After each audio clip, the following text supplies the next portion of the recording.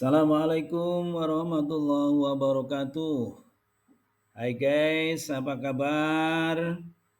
Sehat selalu dan selalu semangat untuk menjadi sobat perlindungan tanaman. Sobat Plant Protection. Baik saudara sekalian, kali ini kita akan berbincang-bincang tentang penyakit tanaman yang disebabkan oleh jamur. Nah, saudara sekalian, perhatikan dengan baik apa itu gejala-gejala penyakitnya dan bagaimana nantinya mendiagnosis satu tanaman yang sakit karena disebabkan oleh jamur. Baik, saudara sekalian, saudara bisa perhatikan bahwa jamur itu adalah mikroorganisme yang memiliki inti sejati atau disebut eukariotik. Ciri-cirinya, tubuh jamur itu tidak berklorofil. Kalau toh dia punya warna-warna tertentu, itu adalah pigmen, bukan klorofil. Ada jamur yang berwarna oranye, ada warna kuning, ada warna hijau, ada jamur warna merah muda. Ini bermacam-macam warna yang bisa ditimbulkan oleh koloni jamur ya, atau jamur itu sendiri ya, itu karena jamur tersebut punya pigmen tapi tidak punya klorofil. Kalian tahu ya, kalau klorofil itu bisa dipakai untuk mensintesis makanan gitu ya, mensintesis karbohidrat. Tetapi kalau pigmen tidak bisa, sehingga jamur itu termasuk organisme yang heterotrof, ya tidak bisa, bukan autotrof. Nah, kemudian berkembang biaknya secara seksual maupun aseksual. Ada jamur yang pada fase-fase tertentu dia berbiak secara seksual, pada fase kritis dia berkembang biak secara aseksual. Nah, ada yang dua-duanya, ada yang baru diketahui fase aseksualnya saja. Fase seksualnya belum diketahui. Ya, ini nanti dia akan dikelompok-kelompokkan sesuai dengan ciri-cirinya. Kemudian tubuhnya berupa miselium dan alat perkembangbiakannya bisa berupa spora.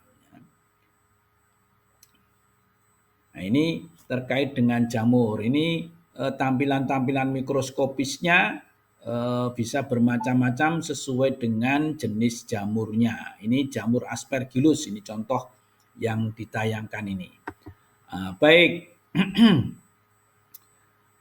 jamur-jamur patogen dengan beberapa kelasnya. Ada kelas Ascomycetes, Basidiomycetes, Picomycetes, dan Deuteromycetes. Nah, kelas Ascomycetes ini contoh jamur yang menyebabkan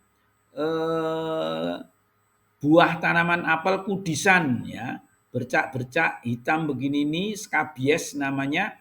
Nah, ini penyebabnya adalah dari Ascomycetes. Nah, nanti bisa kalian kembangkan untuk mencari sumber-sumber bahan belajar yang lain. Nanti berbagai macam penyakit pada tanaman silahkan dieksplor.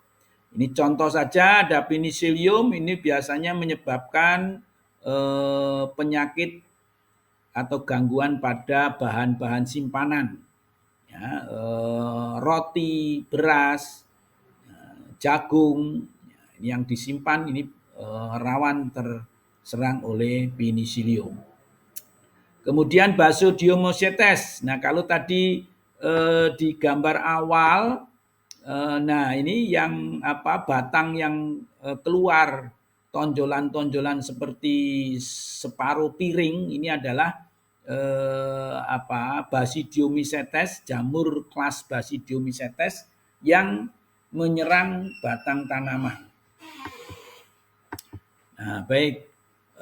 Kemudian Basidiomycetes yang lain itu Ustilago maides. Ini gosong bengkak pada biji-biji jagung, membengkak. Kemudian kalau kita pecah bengkakan biji jagung itu akan keluar spora warnanya hitam, sehingga penyakitnya disebut dengan penyakit gosong bengkak. Nah, kemudian patogen yang lain adalah Phycomycetes. Ini penyakit akar gada pada tanaman kubis. Kemudian Pythium, ini rebah kecambah pada bibit.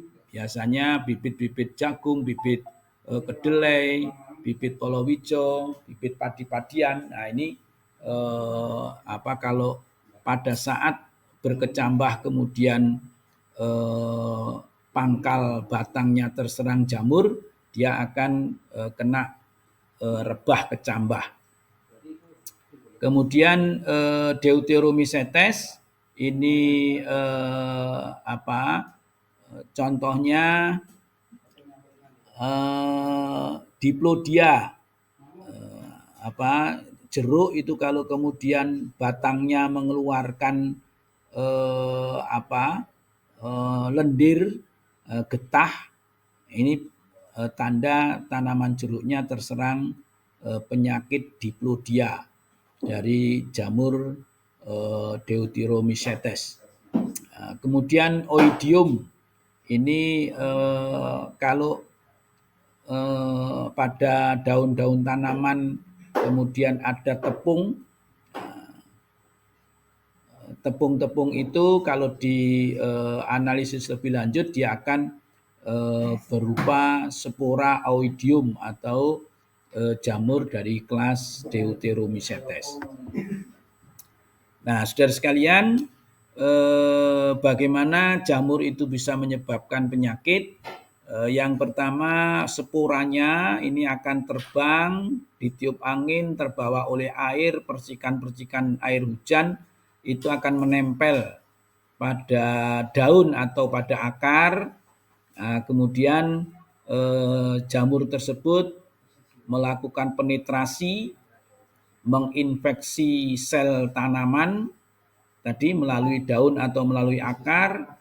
Kemudian setelah infeksi dia akan berkembang biak di dalam jaringan tanaman sampai menimbulkan gejala. Nah, itu namanya inkubasi. Nah, setelah menimbulkan gejala, maka jamur tersebut akan membentuk alat perkembangbiakan dan terjadilah sporulasi. Ketika itu tanaman yang sakit menjadi sumber penularan. Nah, ini contoh beberapa gejala penyakit disebabkan oleh jamur.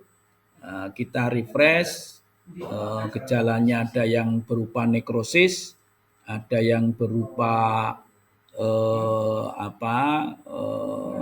layu, ya. Kemudian ada hiperplasis, ada hipoplasis. Nah, ini silakan nanti didalami. Nah, kalau kalian sudah terbiasa melakukan diagnosis tanaman, mengenali gejala-gejalanya, kemudian membuktikan bahwa benar tanaman itu patogennya adalah jamur, bakteri, atau virus, ketika itulah kalian akan terbiasa berlatih untuk mendiagnosis penyakit tanaman dan siap-siaplah jadi dokternya tanaman. Demikian, selamat berlatih. Semoga sukses. Wallahul muwaffiq ila aqwamit thoriq. Assalamualaikum warahmatullahi wabarakatuh.